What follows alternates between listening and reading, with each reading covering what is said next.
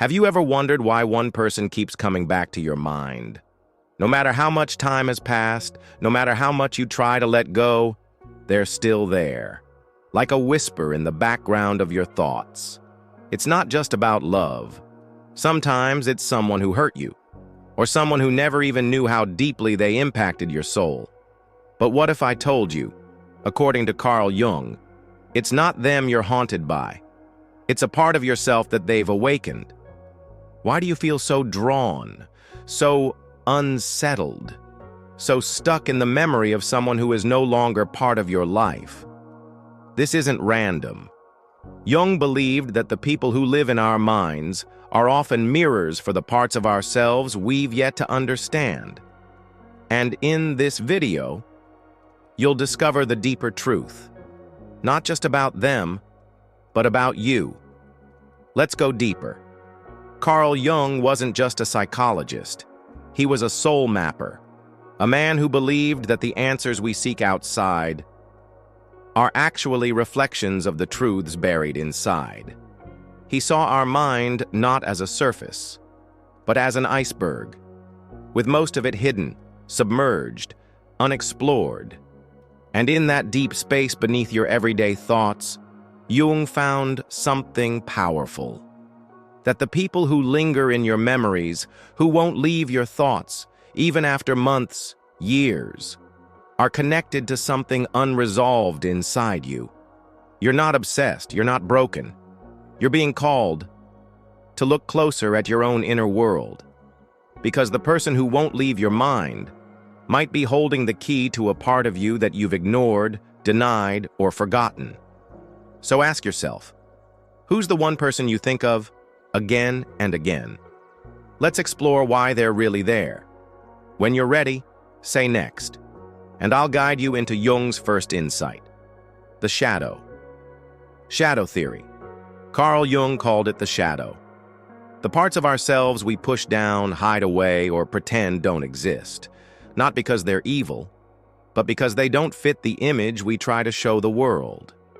Maybe it's a deep longing for attention you were told was needy, or an anger you were punished for expressing, or a vulnerability you learned to silence. These hidden parts don't just disappear, they wait in the quiet places of your mind until someone walks into your life and triggers them. That person you can't stop thinking about, they might be carrying a piece of your shadow. Maybe they showed a boldness you secretly crave, or a freedom you never allowed yourself. Or maybe they wounded you, and now your pain clings to them like glue, because it's still unhealed within. Jung believed that the mind pulls people to us, not just for romance or revenge, but for revelation. So ask yourself, what part of you felt awakened around this person? Not what they did, but what they touched inside you.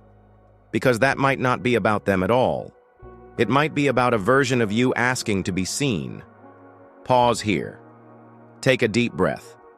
And if you're ready, let's go further. Anima, animus. Now imagine this. Every person carries a kind of inner opposite. For men, Jung called it the anima, the inner feminine. For women, the animus, the inner masculine. It's not about gender. It's about the emotional energy we all carry. Nurturing, creative, soft, strong, assertive, bold. But here's the twist. We often project our anima or animus onto others, especially the people we fall for deeply or obsessively.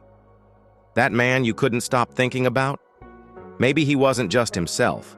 Maybe he carried the image of your ideal masculine energy, a protector, a leader, a mystery you wanted to understand. Or that woman you keep dreaming of?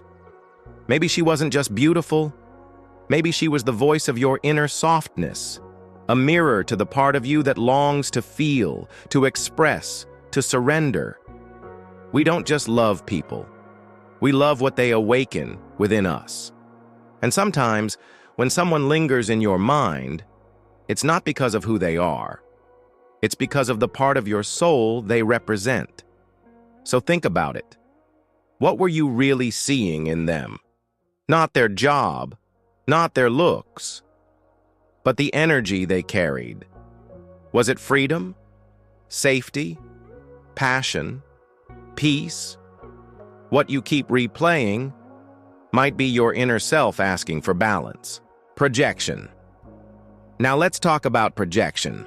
Not a film screen, but a psychological one. Jung said that what we don't accept in ourselves, we tend to see in other people. You might think they were cruel, but was there a part of you that needed firmer boundaries? You might think they were too distant, but did you ever let yourself ask for closeness? Sometimes the people we can't forget are carrying the pieces of a story we haven't finished writing inside ourselves. We project our desires, our fears, our unmet needs onto people, and then we suffer when they don't respond the way our inner world hoped they would. But here's the truth. They were never responsible for completing your story. They were just a page. That pointed back to a deeper chapter waiting to be read. Take a moment. Ask yourself, what did I expect them to give me? What was I hoping they'd prove? Because in that answer is the real reason they haven't left your mind. It was never just about them. It was about what they symbolized. Synchronicity. And now we arrive at the most mysterious piece of all. Synchronicity. Have you ever randomly seen their name? Heard a song that reminds you of them at just the right moment? Had a dream? A déjà vu? A sign? Jung called these meaningful coincidences. Moments that feel so perfectly timed, they don't seem like chance. But what if the universe wasn't trying to reunite you with them? What if it was trying to reunite you with yourself? Because every synchronicity is a doorway to consciousness. It's not about fate forcing your paths to cross again. It's about life nudging you to look inward, to find the lesson, the pattern, the piece of your soul that is still healing. So next time you see a sign, don't just ask, "Are they thinking of me?" Ask, "What is this moment trying to teach me about myself?" Because synchronicity doesn't show up to flatter your ego. It shows up to awaken your soul. Let's pause now. Not just to understand all this, but to integrate it. Because if someone has been living rent-free in your mind, there's a reason. And that reason isn't punishment. It's a prompt. Not from them, but from your own soul. So here are 3 gentle steps to begin reclaiming your energy. To finally feel lighter. To begin healing without needing closure from the outside. Step 1. Journal the reflection. Behind the person. Take a quiet moment and ask yourself, what exactly did they awaken in me? Not just the memories, but the emotions. Did you feel alive, unseen, longed for, abandoned? Write it down, because what you're truly chasing is not them, but a feeling, a truth, a part of you that wants acknowledgement. The more specific you get, the more power you take back. Step 2. Name the archetype, not the individual. Jung believed that many people we meet in life are not just people. They are archetypes, symbols, figures who show up to teach us something about ourselves. That person on your mind? Try naming the archetype they represented. Were they the protector you never had? The free spirit you're afraid to become? The wounded one who mirrored your own pain? By naming the role instead of the person, you loosen the emotional grip. You realize they were a symbol, not salvation. Step 3. Close the door with compassion. This is not about erasing the memory. This is about softening its hold on you. Take a deep breath. Place your hand over your heart and say, gently but firmly, "Thank you for showing me what I needed to see. You are no longer my unfinished story. I release you with compassion. so I can return home to myself. It might feel silly, or emotional, or surprisingly peaceful, but it's powerful, because the moment you stop waiting for them to give you peace is the moment you begin to find it within. Are you ready to close the loop? Then take another breath, because in the final part of this video, I'll share a message that ties it all together and leaves you with not just understanding, but freedom. Let's return to where we began. That quiet ache, that persistent presence in your mind, that unanswered why. You've carried this person in your thoughts like a secret weight, wondering if they ever think of you, wondering what it meant, wondering if the story was ever truly over. But now, maybe you're seeing it differently.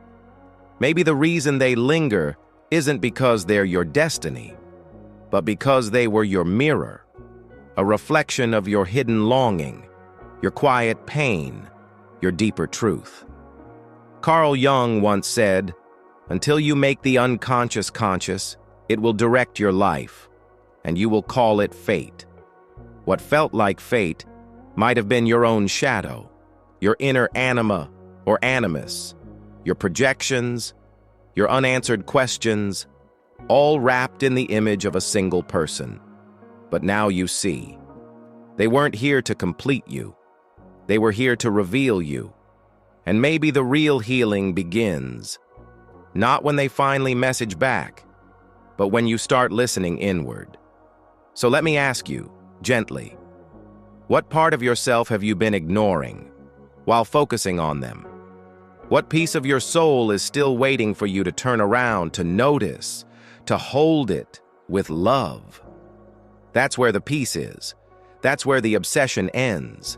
That's where you begin again, whole, awake, and free. No one has the right to live in your mind forever unless you invite them. So, if you're ready, let them go. Not in anger, not in bitterness, but in gratitude. Because through them, you met you. And that is the most important love story of all. Now breathe. Smile. You're not broken. You're just awakening. If this touched something deep inside you, if you finally feel seen, understood, or even just a little more at peace, please consider subscribing to this channel. There's more here. More healing. More reflection. More of you to uncover. And remember, this isn't the end of the story. This is the beginning of your return home, to your truth, to your peace, to yourself. Let the mind rest now. You're safe to let go. Until next time.